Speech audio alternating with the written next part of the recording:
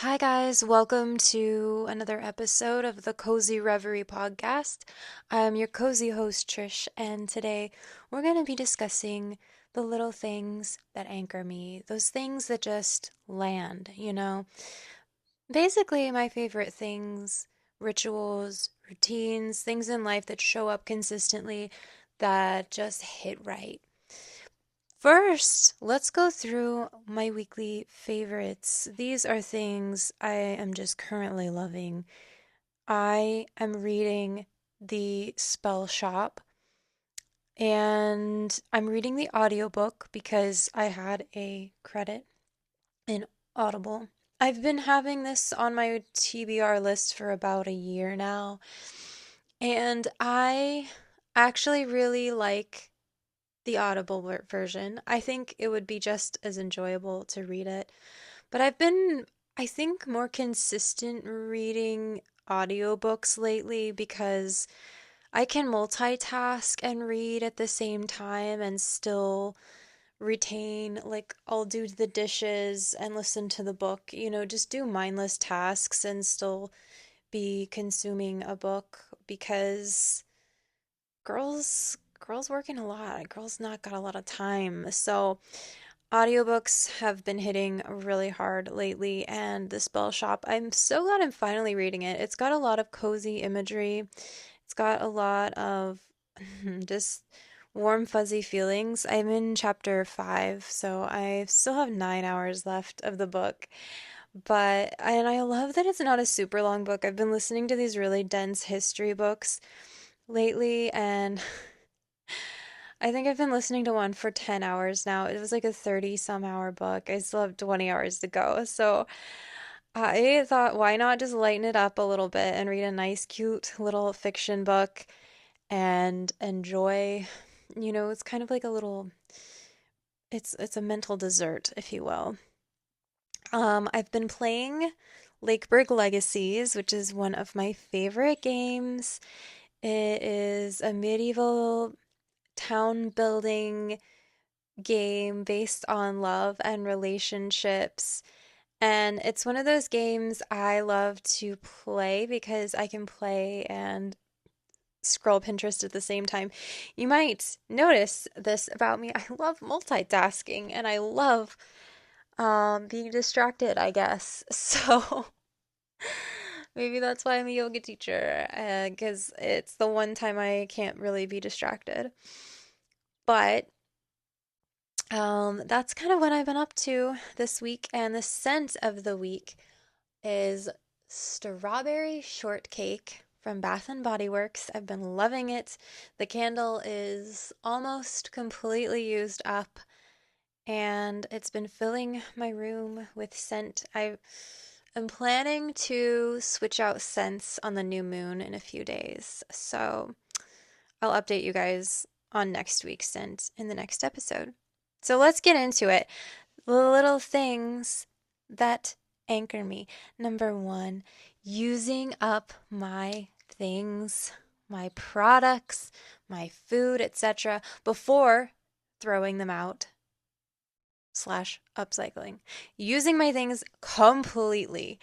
It is so satisfying to use something up versus letting it expire or go bad or get smelly in the fridge. I am particularly bad about this with skincare products because sometimes, not very often, not like I used to when I was younger, but sometimes I'll just get excited and get too many things, and then I feel, shame and not good feelings about having overconsumed and then literally just polluting basically because I have to throw it away. Same with food. I sometimes will get really ambitious on how much food I think I can make in a week, how many recipes I can make. And I've kind of dialed it now, and I realize my eyes are bigger than my stomach, and I'm a little more accurate, but sometimes I still have like extra leafy greens or extra Sweet potatoes. Sweet potato is a big one because I think it's gonna last forever, and it lasts almost forever, but not quite forever. So, um, yeah, there is just something so satisfying about using those things up completely, and I'm at that edge right now, you guys, with my skincare, and I'm about to use up the last, like all aligned perfectly. Like there's toner pads, a toner spray.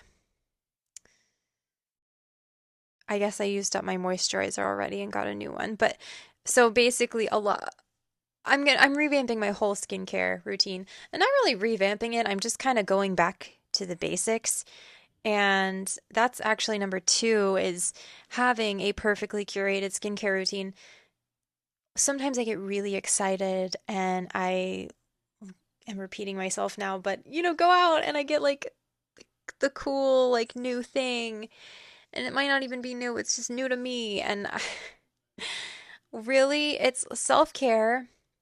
I'm I want to quote this exactly, but I couldn't find the quote in the book. I'm reading We Can Do Hard Things right now and essentially one of the quotes that I wrote down is this summation of the quote is healing equals going back to the basics. And that is so true in so many things, and it's not as sexy or exciting sometimes, but like actually in the long run, it kind of is. So I'm sticking with these really basic skincare products that I have used for years. Like I'm going back to COSRX, which is my favorite brand in the world. I picked four products and I've been using it like all of these products. I've used them on and off since 2020. It's been 5 years, and I always go back to them because they're solid products. So, yeah, it doesn't need to be a perfectly curated, like 12-step skincare routine. And I did that at one point. My skin was actually looking the best it ever had, but I don't even have the energy for that anymore. So I have a nice little 3 to 4 step skincare routine. And it's all fresh and clean. I think I just love that edge of like finishing something completely, completing it, and moving on to the next thing. It's extremely satisfying.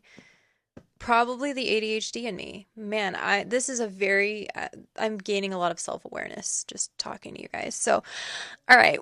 Number 3, when my plants are thriving. You guys, I have always been a garden girly ever since I got into gardening 8 years ago, which doesn't seem like that long, but it was. Um, I don't I will admit I've killed a lot of indoor plants. I think they are so finicky and particular, and they're right there. They hear me like talking shit, and I'm just over here. Sorry. They are finicky and they are particular compared to a plant out in the garden where you just water it every day and it gets sunlight and it thrives. These plants are in weird territory. Like we're making them finicky and unpredictable by putting them in an environment that they're not like really meant to grow in. And so it's not their fault. But I've finally started paying attention to my plants. I took pictures of them. I asked ChatGPT how to take care of each plant. One plant is not very happy. It's like a prayer plant right now, and I'm bringing it back to life. I brought another one back to life. I changed all their soil. They should be in a good spot right now. And I pay so much attention to them every day. I look at their soil. Like before, I was kind of all watering them once a week, no matter if they needed it or not. I was being such a bad plant mom. I was being a lazy, inattentive plant mom. But a good sign is when all my plants are thriving. My cats be thriving. My cats always have food on the table, water in the bowl, treats in the cupboard, toys, but Um, it's kind of next level when my plants are doing well, and they are. So I'm feeling fantastic about that. Number four, an everything shower coupled with, hold on. Let's back it up. Getting really, really nasty.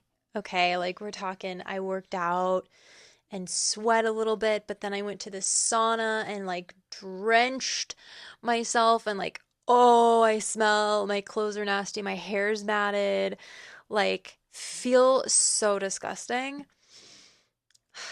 Spent a whole day outside in the garden sweating. Not all of these things at once, but like maybe one of these things makes you feel particularly gross. Worked 3 days in a row, didn't have time to shower. Something puts you in a situation where you are just feeling grimy. And then that opportunity for an everything shower hits.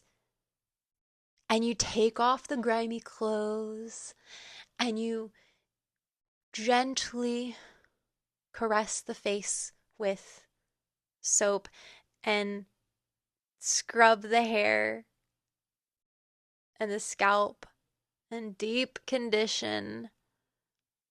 And then you get out, you wash your whole body lovingly, and then you get out your favorite scrub and you scrub your legs and then you shave your legs. And then you get out of the shower and you put on a fragrance lotion and do your beautiful, immaculate 4-step skincare routine that you love and cherish and you've done for years. It's just the best feeling. And then couple that with a total reset day. You've got a clean bath towel, by the way. Clean your bed sheets. You're crawling into a nice, clean bed. The laundry is done. You vacuumed and you light a candle. Perfect day. And it's really a perfect moment. It can happen any day. You can do this on a Wednesday. I did this today. It's a Wednesday, middle of the day. Fantastic way to put yourself in,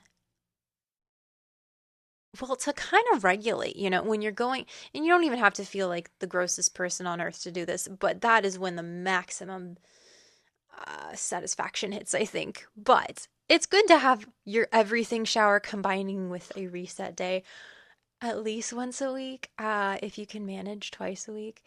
But I think most of us, with work schedule and all that, yeah, you can even have like a mini reset in the middle of the week and do a mini vacuum, everything shower, laundry, because I can't go a whole week without doing laundry.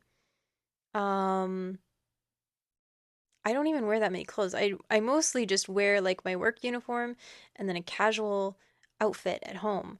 But I don't even have enough shirts, so I'm constantly washing my shirts for work. Anyway, yeah. Reset day combined with an everything shower. Number five, when I give myself an oracle or tarot reading. I don't really do tarot. I do oracle.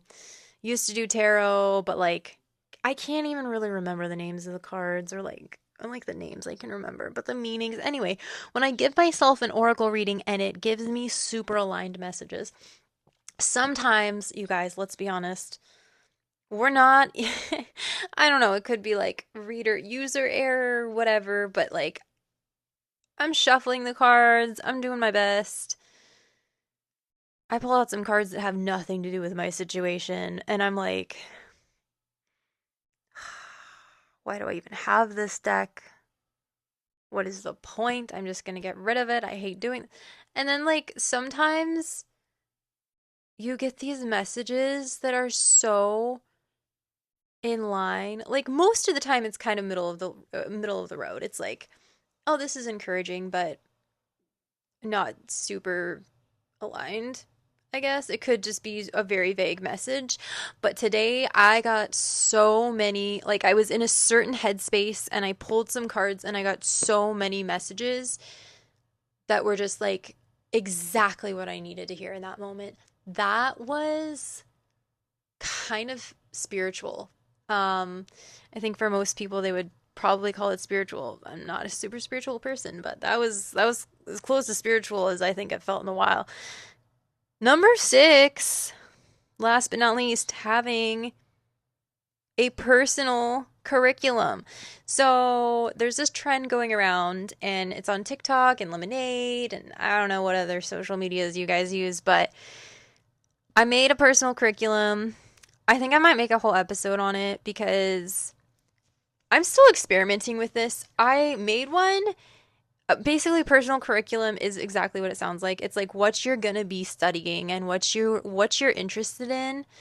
And there's just so, it seems like really basic, but there's so much autonomy and like taking back what like I am interested in personally. This isn't what my job is telling me I should learn or my school. Like if you're in school, you probably won't have a personal curriculum because you're already doing school. But like this is mostly for 9 to 5 girlies or career girlies who just want to expand their mind and continue their education and level up in life.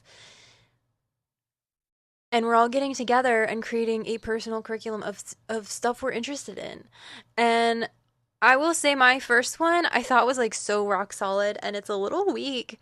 I consumed almost half of what I can like plan to consume in 3 months in like 2 weeks. So I actually need more content, but that's good.